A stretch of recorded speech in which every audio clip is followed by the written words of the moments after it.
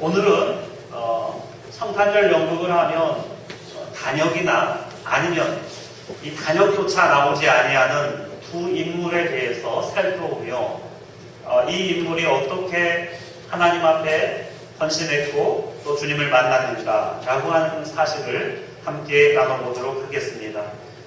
성탄절 연극에서 주연은 단연 요셉과 마리아입니다. 그리고 조연은 동방박사와 목자들 그리고 여관 주인쯤 되겠지요. 그래서 우리는 여기까지는 잘 기억하고 알지만 또 예수님을 만났던 두 사람 시므온과 안나에 대해서는 잘 알지 못합니다. 오늘 이들이 어떻게 예수님을 만나게 되었는지 그리고 우리도 어떻게 예수님을 만날 건지 이 두 사람의 삶을 통해서 우리도 귀한 교훈 받기를 주님의 이름으로 축복합니다. 첫째는 이들이 성전 중심으로 살았다라고 하는 사실을 기억해야 합니다. 오늘 27절의 말씀 보니까 성령의 감동으로 성전에 들어가매 결국 이 시므온과 안나가 아기 예수님을 만났던 곳은 성전이었다라고 하는 사실입니다. 오늘 또 한 사람의 여인이 등장하는데 그 안나도 역시 성전에서 오랫동안 살았다. 37절에 보니까 이 사람, 안나를 의미하죠. 성전을 떠나지 아니하고 주야로 금식하며 기도했다라고 성경은 말하고 있습니다. 한마디로 성전을 떠나지 않았던 여인이다라고 볼 수가 있겠지요. 성전 중심으로 살았던 사람들은 예수님을 만나 배우게 되었습니다. 여전히 이러한 사실은 유효합니다. 하나님의 교회에서 하나님을 만나고 예수님과 교제하는 그러한 인생을 충분히 살아갈 수 있다라고 하는 사실이에요. 성전으로 나아갔던 이런 사람들과는 달리 우리들은 어떻습니까?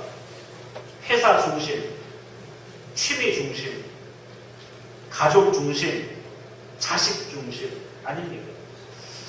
어떤 집사님 얘기를 왜 못 나오셨냐 그랬더니 집에 손주가 왔다고, 집에 손자들이 왔다고, 교회를 못 왔다 라고 하는 이야기를 들어보고 이분이 예배 중심, 교회 중심이 아니라 손자 중심이구나 라고 생각이 들었습니다. 소를 사야 하겠고 밭을 사야 하겠고 우리는 수많은 핑계를 대지 않습니까? 그 핑계는 이 천년이 넘도록 변하지 아니하는 우리들의 모습이라는 것이죠. 요즘 성도들은 교회와 일정한 거리를 두려고 합니다. 가까우면 귀찮겠지라고 생각하는 모양입니다. 옛날에는 그러나 교회 중심으로 살았습니다. 학교를 가면서 들려서 기도하고 또 하교하면서 놀고 가고 그랬습니다. 성탄절 때 연탄 난로를 피워놓고 일주일 넘게 같이 연습하고 공연하고 춤추고 노래하는 그러한 기억들이 있습니다.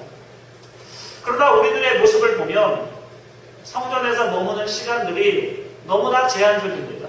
어떤 분들은 일주일에 1시간 인생이 있습니다. 성전에 머무는 시간이 1시간이에요. 어떤 분들은 겨우 2시간 밥까지 먹고 한 2시간 정도 성전에서 머물다가 가시는 분이 계세요. 여러분들이 성전에 머무는 시간 이걸 체크해 보면 여러분들이 내가 예배 중심으로 살고 있는가, 교회 중심으로 살고 있는가, 내 중심으로 살고 있는가 라고 하는 것을 정확하게 체크할 수 있습니다. 저는 여러분들이 교회에 머무는 시간, 예배에 투자하는 시간, 이 시간들이 많아지기를 주님의 이름으로 축복합니다. 옛날 중세시대에 가보면 마을의 한가운데 항상 교회가 있습니다. 교회가 있고 그 앞에 광장이 있고. 그래서 유럽을 여행 다녀오신 분들을 보면 도시의 중심이 어딘가 교회 찾아가면 됩니다. 거기를 중심으로 다 행정구역 또 중요한 상가 이런 것들이 밀집되어 있는 것을 보게 됩니다.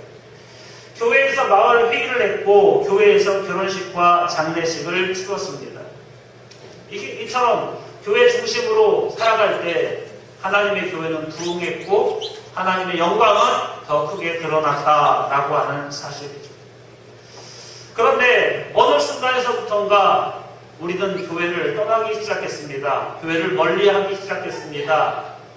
이사를 할 때 자녀의 학부는 이렇게 신경 쓸지 몰라도 교회와 멀어지는 것은 신경 쓰지 않는 성도들의 모습을 보게 됩니다.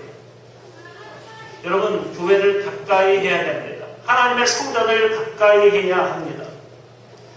저는 요즘 벌어지는 이스라엘을 트럼프 대통령이 이스라엘의 수도가 예루살렘이다 라고 선언한 이 사건들을 통해서 우리가 귀한 교훈을 받게 되어지는데 19세기 말부터 유대인들을 중심으로 시오니즘 운동이 벌어지게 됐습니다. 시오니즘이라고 하는 것은 이스라엘로 돌아가자, 예루살렘 성전을 회복하자라고 하는 운동이었습니다. 그래서 이들은 자기들의 많은 재산, 자기들의 모든 사업들을 뒤로하고 예루살렘으로 한 사람씩 이주하게 되었고 결국에는 그곳에 나라를 세우고 예루살렘 성을 세우게 되었다라고 하는 사실입니다.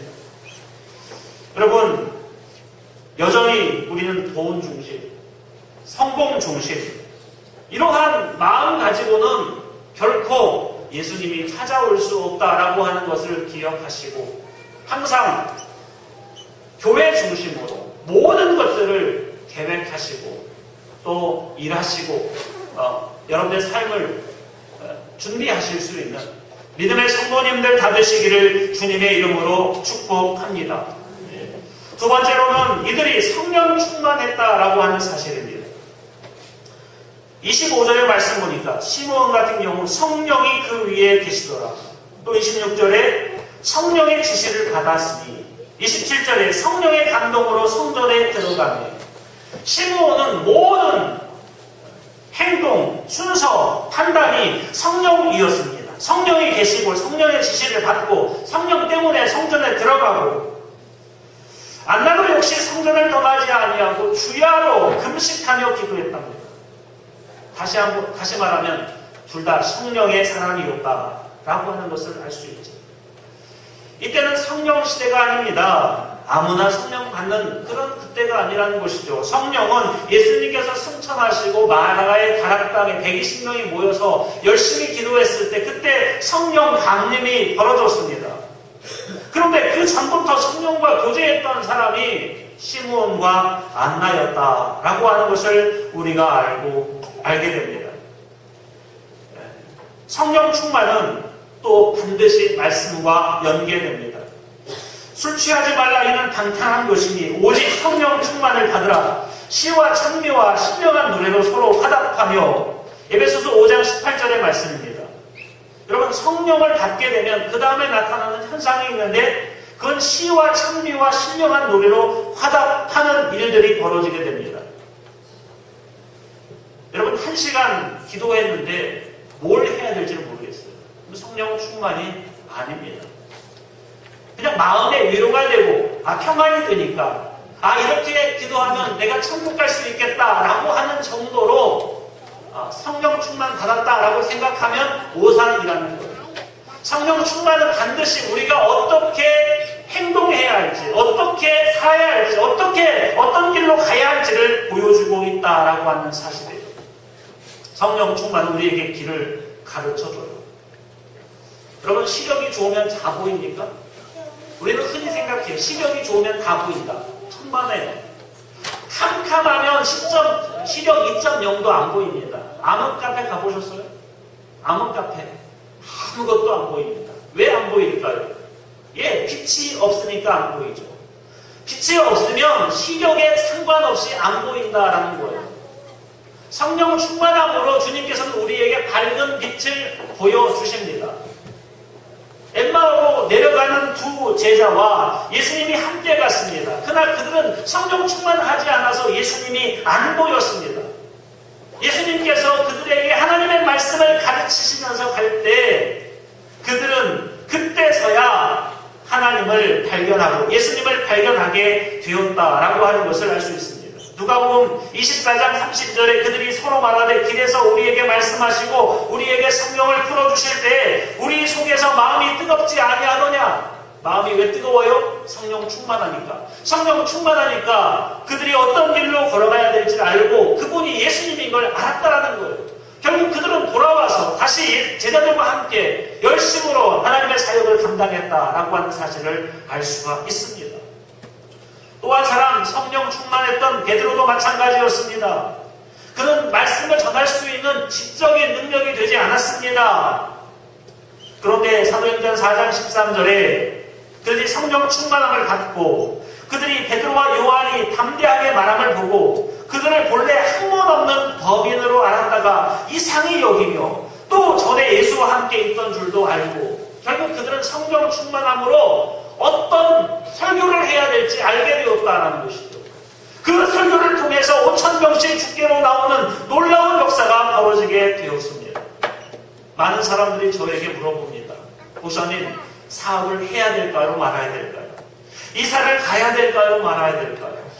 또 어떤 학교를 가야 할까요? 무슨 선택을 해야 할까요? 저에게 끊임없이 묻습니다. 저보다 훨씬 더 확실한 답이 바로 성령 충만 가운데 있습니다.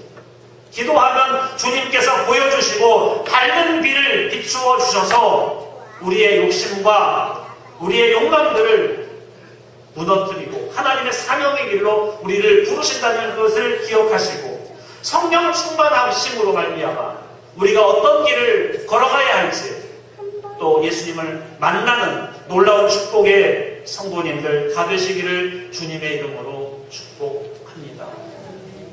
세 번째로 그들은 간절히 하나님을 기다렸다. 예수님을 기다렸다라는 것입니다. 지금 우리는 대강절 기간을 보내고 있습니다. 이 대자는 기다릴 때, 강자는 내일 강자입니다. 대림절 역시 마찬가지. 기다릴 때 강림할 림. 그래서 대림절이라 대강절이라 부릅니다. 여러분 이 기간은 예수님께서 오심을 간절히 기다리는 기간입니다. 그런데 우리에게 기다림이 없습니다. 동방 박사들은 수천 킬로미터를 걸어왔습니다. 왜 걸어왔을까요? 예수님을 만나기 위함입니다. 예수님을 기다리기 위함입니다. 들녘에 밤새도록 예수님을 기다린 목자들은 예수님을 만나게 되었습니다. 오늘 본문 26절도 시므온도 마찬가지였습니다. 그가 주의 그리스도를 보기 전에는 죽지 아니하리라 하는 성령의 지시를 받았더니 근데 이들은 시므온은 어떻게 기도했냐면 나는 예수님을 보지 않고는 죽을 수 없어 라고 하는 무서운 집념으로 성탄을 대망했다라고 하는 것입니다. 신앙인 가운데 나는 고향 땅을 밟아보지 않고는 죽지 않겠다라는 분이 계셔요. 자식을 잃어버린 노모는 자식이 돌아올 때까지 결코 이 집을 떠나지 않겠다. 언제 내 새끼가 엄마하고 들어올지 모르니까. 여러분 이게 기다림입니다. 그냥 오늘 25일이구나. 오늘 하루 남았네. 이게 기다림이 아니라 내 생명을 내놓고 기다리는 그런 모습들 이게 진짜 기다림이라는 것이죠. 안나는 20살 정도에 결혼했다고 친다면 7해 만에 남편을 잃었습니다. 그러니까 27살 때부터 84살 때까지 간절히 바로 예수님 보기를 기다렸다는 것이 성경에 써하지 아니합니다. 그래서 그들은 죽음마저 거부하다가 아기 예수를 안고 이제 평안히 놓아달라 그렇게 기도하고 있다는 것이죠. 우리는 무엇을 기다리고 있습니까? 아이들은 선물을 기다립니다. 학생들은 시험 끝나는 날을 기다립니다. 젊은이들은 이성을 기다립니다. 직장인들은 월급과 휴가 날을 기다립니다. 엄마들은 간절히 개학날 기다리고, 어떡하죠? 이제 방학 시작했는데. 휴가를 기다리고, 여행을 기다리고. 그런데 우리가 이런 것들을 기다리지만, 과연 성탄절을 기다립니까? 과연 성탄절이 기쁜 것인가? 여러분들, 우리의 삶 속에 기다리지 않는 이유 중에 하나는 선물이 없다라고 생각하기 때문입니다. 선물이 너무 작다고 생각하기 때문입니다. 예수님이 온다고 우리에게 무슨 선물이 주어지지? 어떤 혜택이 주어지지? 그래서 기다리지 않습니다.